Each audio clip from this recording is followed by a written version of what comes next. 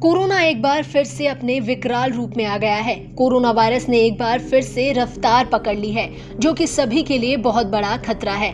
भारत में गुरुवार को 2 लाख से ज्यादा कोरोना संक्रमण के मामले सामने आए और पिछले 24 घंटे में 1000 से ज्यादा लोगों की संक्रमण से मौत हुई है। भारत के कई राज्यों में कोरोना के बढ़ते मामलों को देखते हुए एक बार फिर से कर्फ्यू लगा दिया गया है। हालांकि कोरोना वायरस के फैलते संक्रमण का हरिद्वार में हो रहे कुंभ मेले के आयोजन पर कोई असर नहीं दिख रहा।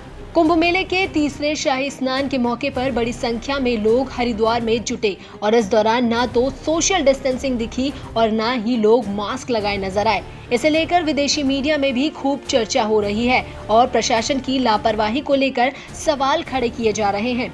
कुंभ मेले में लाखों लोग पहुंच रहे हैं, लेकिन बहुत कम लोगों की ही टेस्टिंग की जा रही है। रिपोर्ट्स के मुताबिक टेस्टिंग की रिपोर्ट आने से पहले ही लोग गंगा में डुबकी लगाकर वापस चले जा रहे हैं। पिछले 5 दिनों में हरिद्वार में ही कोरोना संक्रमण के 2000 से ज्यादा मामले सामने आए। हालांकि उत्तराखंड की सरकार ने साफ किया है कि कुंभ मेले का आयोजन 30 अप्रैल तक जारी रहेगा।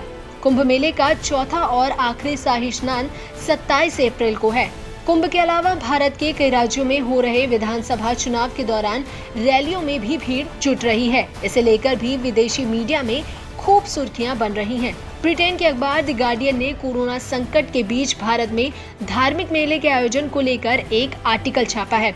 गार्डियन ने लिखा है, गंगा तट पर जुटी भीड़ भारत में कोरोना की रोकथाम में सोशल डिस्टेंसिंग की चुनौती को साफ बयां करती है। हरिद्वार की पुलिस का कहना है कि वो लोगों को दूरी बनाए रखने के लिए कह रही है, लेकिन सोमवार को जुर्माना लगाना व्यावहारिक नहीं था। अखबार ने सोशल मीडिया पर वायरल हो रहे कई वीडियोस का भी जिक्र किया, जिसमें लोग कह रहे हैं कि मां गंगा कोरोना से सुरक्षा करेंगी और इसे लेकर डरने की कोई जरूरत नहीं है। दी एसोसिएट प्रेस ने लिखा है कि भारत में कोरोना संक्रमण के बढ़ते मामलों के बीच हिंदू पर्व पर भारी भीड़ जुटी। एसोसिएट प्रेस ने लिखा, प्रधानमंत्री नरेंद्र मोदी और बीजेपी के आलोचक कह रहे हैं कि संक्रमण बढ़ने के बावजूद कुंभ मेले को अनुमति दी गई है, क्योंकि सरकार अपने वोटर बेस हिंदुओं को नाराज नहीं करना चाहती है। एपी न्यूज एजेंसी ने कुंभ मेले और तबलीगी जमात को लेकर सरकार के विरोधाभास का भी जिक्र किया। पिछले साल मार्च महीने में दिल्ली के निजामुद्दीन मरकज में हुए कार्यक्रम को संक्रमण के बढ़ते मामलों के लिए जिम्मेदार ठहराया गया था। अल जजीरा ने भी कोरोना संकट के बीच कुंभ मेले के आयोजन को लेकर टिप्पणी प्रकाशित की है। अल जजीरा ने लिखा है कि भारतीय प्रधानमंत्री नरेंद्र मोदी ने कोरोना संकट के बावजूद कुंभ मेले का आयोजन रोकने से इनकार कर दिया है। संभवतः हिंदू बहुसंख्यक आबादी वाले देश में धार्मिक नेताओं की नाराजगी के डर से सरकार ने ये फैसला किया है। अखबार ने उत्तराखंड के एक अधिकारी के हवाले से लिखा कि शहर में हजारों लोगों की जांच के लिए जगह नहीं बची है और सरकार ने कोविड प्रोटोकॉल लागू कराने के लिए ना तो पर्याप्त सुविधाएं दी हैं और ना ही लोगों की तैनाती की है। अमेरिका की प्रतिष्ठित मैगजीन टाइम्स ने लिखा कि भारत में सोमवार को कोरोना संक्रमण के रिकॉर्ड केस आए हैं। दूसरी तरफ बिना मास्क पहने हजारों की संख्या में हिंदू श्रद्धालु कुंभ मेले में स्नान करने के लिए इकट्ठा हुए।